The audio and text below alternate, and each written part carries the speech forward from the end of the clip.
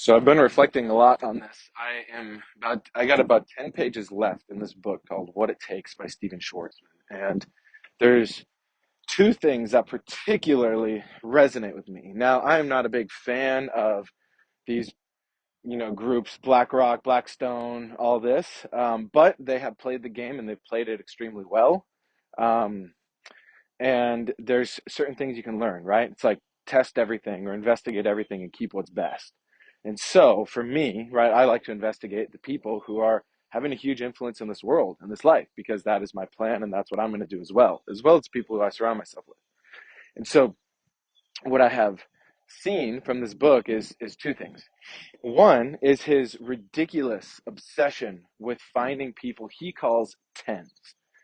And attracting tens, So it's like people who are just all around, or he calls them rainmakers, that just crush it. And they attract them. Now, with everything that I'm focused on, we're working on disrupting the education system and making the world be best for everyone.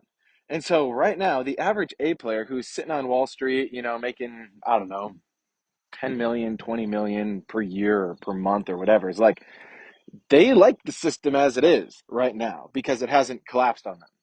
But when I look at the world and I see the fact that 20,000 kids die every day from preventable causes, or we're on the risk of some weird kind of political shifts where there's, I don't know, social credit system, things like that getting implemented. People are getting their freedoms taken away, freedom of speech, all that. I'm concerned about that. And so with me, sure, I could go get some cushy job and go, work my way up and make, a bunch of money just doing something mindless. Or I can look at my life and look at the fact that I have a huge purpose here.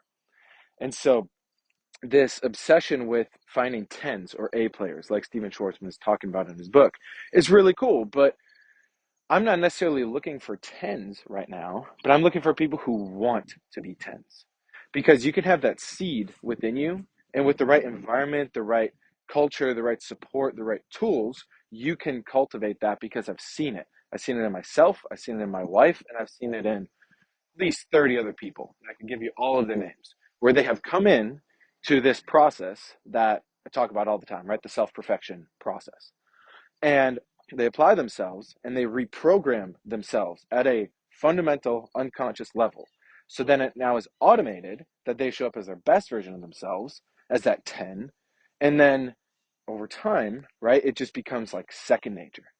So that is what I am fascinated by because nobody else knows how to turn a 6 into a 10, but we do. Now, the other part that I really am just, I enjoy a lot, this concept, is what Schwartzman talks about. He said that at a young age on Wall Street, when he was first starting, I think he worked at Lehman Brothers, or I'm pretty sure it was Lehman Brothers. There was some other firm before that. But he he saw how in a couple mile radius on Wall Street in New York, right, Lower Town Manhattan, how many decisions were made on a daily basis that had such an effect on the entire world system or the entire world economy. And at one point, he made a decision saying that he wanted to be what he called the switchboard of the world. So back in the day, before internet, right? Well, now even inside your computers and inside the servers that host the internet, there are circuits, right, that are literally connecting or disconnecting things to make it do the thing you want it to do. I mean, that's what a computer is at the end of the day. And in a sense, it is a switchboard. But what Schwartzman was referring to is, back in the day in the 80s or whenever he was doing this, is more with phone systems. So with phones, right, if I wanted to call you and you live in, Manhattan and I'm in Minneapolis, I go, okay, I want to connect the call. And then somewhere along the way, there's someone in a center, like a control center or however you call it. But then they have a switchboard to connect your wire to my wire. So now they're connected. So now we can actually talk. That's a switchboard. And so Schwartzman took that concept to being the switchboard of the entire world, where he wanted to be the one where all the information and decisions were flowing through him so he could essentially decide where it goes, which is fascinating because in a way, he pulled it off. I mean, not one person cannot be a switchboard for the entire world. The world's too big, too many people, and all that. But over his career, I mean, he's literally facilitating deals between China and the US, Canada, Mexico, and the US. He's advising presidents. He's getting awards all around the world. He's hosting galas with, he's putting together forums to advise presidents and leaders of nations. All as not being a politician. I mean, in a sense, he did fulfill that intention of his. Now, I look at that, and in the same way, I know that part of my purpose is to also be a influence in that switchboard of the world. Because again, it's beyond just being one person, but it's a group of individuals. The difference is you look at the current setup of the financial system, right? And this might go over some people's heads, but we have Federal Reserve that's basically loaning out money to the world, to different countries. And then there's the currency exchanges and everything. So right now, at the core, our economic system has got us here, but it's not going to get us to the level that we want to get to if we all want to see a world where there's like actual equality of opportunity.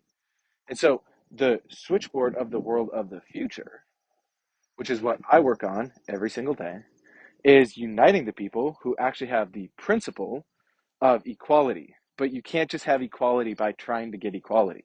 And I'm not talking about bullshit equality of outcome, like a lot of people would have you believe. We know that's basically communism.